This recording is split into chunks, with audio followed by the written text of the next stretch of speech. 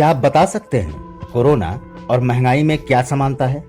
सवाल अटपटा जरूर लगेगा, लेकिन जवाब बड़ा सीधा सा है। समानता तो है, क्योंकि दोनों फिलहाल बेलगाम हैं। हालांकि कोरोना के वायरस को बांधने के लिए वैक्सीन आ गई है, लेकिन महंगाई आज भी लाइलाज है। कई सरकारें आईं और कई चली गईं, लेकिन दुनिया में इस बीमारी का इलाज आज तक कोई नहीं ढूंढ पाया। आलम यह है कि ये बीमारी दिन रात पांव पसार रही है और इसकी मार से परेशान हो रही है आम पब्लिक। घर के किचन से लेकर बाहर परिवहन तक महंगाई की मार देखने को मिल रही है। जिस सिलेंडर की आग पर बने खाने से पेट की आग बुझाते हैं, उस सिलेंडर में जैसे खुद आग लगी है, जो धीरे धीरे बेकाबू होती जा रही है। बिना सब्सिडी वाले सिलेंडर की कीमत देखिए, पिछले 1 महीने में 4 बार दाम बढ़े और पिछले 4 दिनों में तो 2 बार। यानी आम आदमी पर महंगाई का बोझ लगातार बढ़ रहा है। 1 दिसंबर से लेकर 1 मार्च के बीच 7 बार कीमत में बढ़ोतरी हुई है। दिल्ली में 1 दिसंबर को बिना सब्सिडी वाले गैस की कीमत 644 रुपए थी, तो 1 जनवरी आते आते इसमें 50 रुपए का उछाल आ गया और कीमत हो गई 694 रुपए। 4 फरवरी को कीमत में फिर इजाफा हुआ और अनसब्सिडाइज्ड गैस के दाम बढ़कर 719 रुपए हो गए। लेकिन इसके बाद तो मानो सिलेंडर में आग लग गई हो। 1 फरवरी से लेकर 1 मार्च यानी 29 दिन के अंदर 4 बार दाम बढ़े और अब कीमत हो गई है 819 रुपए। केवल गैस ही नहीं, बल्कि ज्यादातर सामान की कीमत आम आदमी की जेब जला रहे हैं। फरवरी में पेट्रोल और डीजल के दाम में लगातार उछाल देखा गया। 28 दिन के इस महीने में दिल्ली में 14 बार दाम बढ़े, जबकि इस दौरान 1 बार भी कीमत में कटौती नहीं की गई।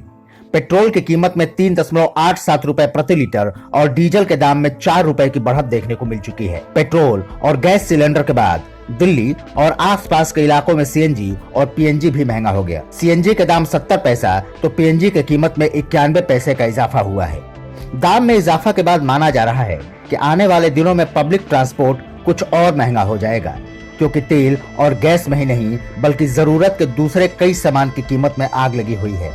खाद्य पदार्थों की कीमत आसमान छू रही है। महज 2 महीने पहले रिफाइंड तेल की कीमत 95 रुपए थी, वो आज 140 रुपए हो गई है। अरहर दाल के दाम तकरीबन डबल हो गए हैं। महज 1 महीने पहले प्याज की कीमत 30 से 35 रुपए प्रति किलो थी, वो आज 60 रुपए किलो मिल रहा है। आपको पीपली लाइफ का वो गाना जरूर याद होगा। गाना पर्दे पर था, लेकिन पब्लिक के दिल को छू गया था।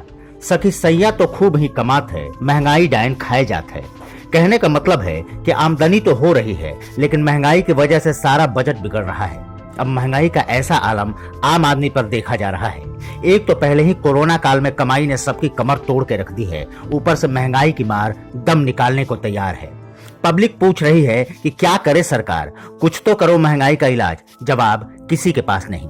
महंगाई किस कदर बढ़ रही है, इसकी बानगी देखने को मिली मध्य प्रदेश के आर्थिक सर्वेक्षण में, जिसमें बताया गया कि साल 2019-20 की तुलना में 2020-21 में राज्य के लोगों की आय में करीब 4.5% की कमी देखी गई। ऐसा डेटा तकरीबन सभी राज्यों में देखने को मिला। मतलब साफ है, महंगाई बेकाबू है और मरहम की अभी कोई उम्मीद नहीं है।